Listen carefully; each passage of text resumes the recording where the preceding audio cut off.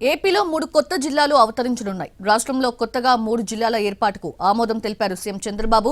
కొత్తగా మార్కాపురం, మదనపల్లె, రంపచోడవరం కేంద్రంగా పోలవరం జిల్లాలను ఏర్పాటు చేయాలని నిర్ణయించారు. మంత్రుల కమిటీ ఇచ్చిన నివేదికపై సమీక్షించి మార్పులు చేర్పులకు ఆమోదం తెలిపారు. కొత్తగా 5 రెవెన్యూ డివిజన్లు ఏర్పాటు చేసేందుకు సీఎం అంగీకారం తెలిపారు.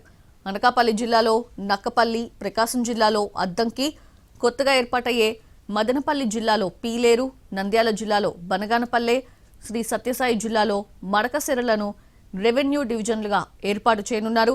కర్నూలు జిల్లాలోని ఆదోని మండలాన్ని విభజించి కొత్తగా పెద్ద హరివనం మండలం ఏర్పాటు చేయాలని నిర్ణయించారు.